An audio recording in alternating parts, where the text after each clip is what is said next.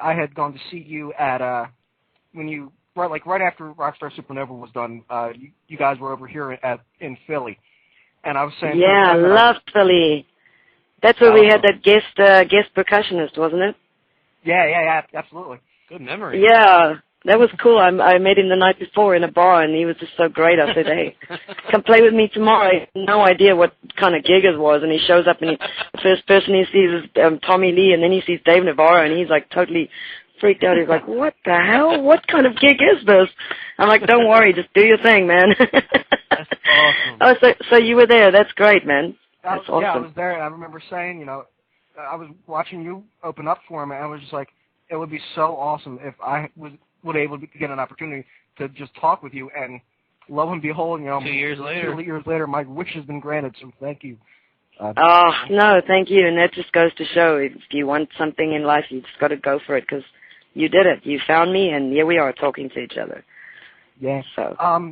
Like you mentioned how the percussionist was talking about Dave Navarro. Were you familiar with like all the guys from Rockstar Supernova and Dave Navarro before you decided to audition for? Well, I knew who they were. I knew that the bands that they had played in, but I wasn't really clued in on it because I grew up in Africa, and the music that I grew up with was not the music that I hear here in America at the time. We had a lot of sanctions and boycotts against us when I was growing up as a kid because of the whole apartheid thing. So we didn't have access to a lot of the music.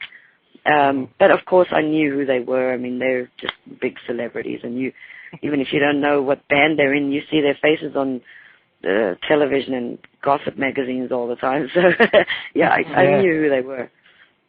Totally. Well, just want to switch things up just a little bit. Like one of the things we like to do here is promote, people with disabilities, because Josh and myself both, have a disability, and we're trying to show that just because you have a disability, that doesn't mean you can't, pursue the things that you want. And so we try and bring awareness to a lot of charities and things of that nature. And I read that you're involved with the Lily Claire Foundation and the Elizabeth Glaser Pediatric AIDS Foundation. True?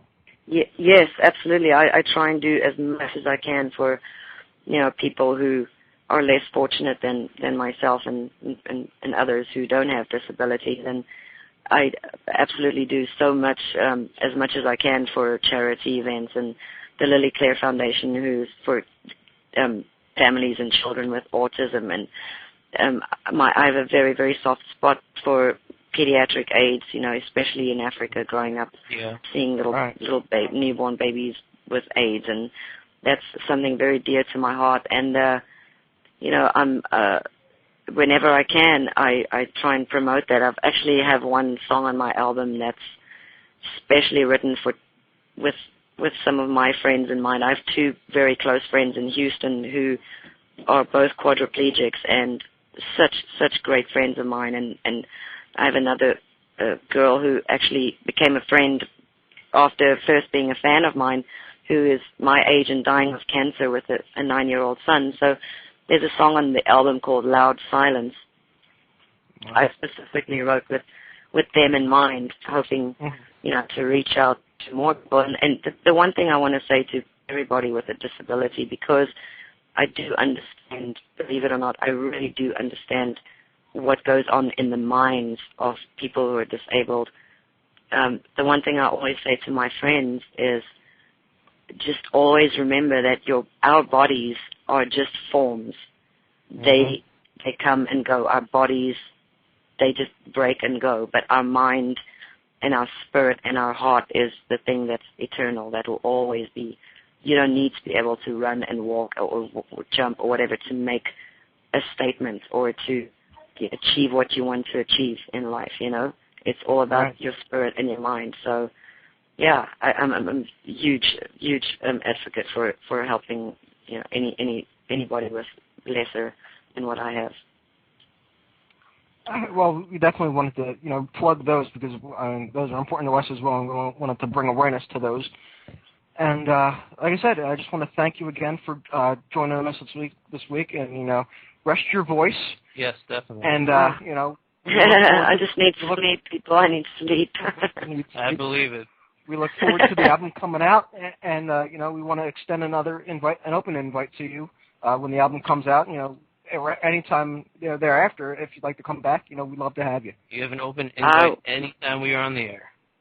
Oh, you guys rock, man. I thank you so much for reaching out to me and being an honor, and I love you guys, and just, yeah, keep in touch, and, you know, once the record's out, let's tag up and do this again.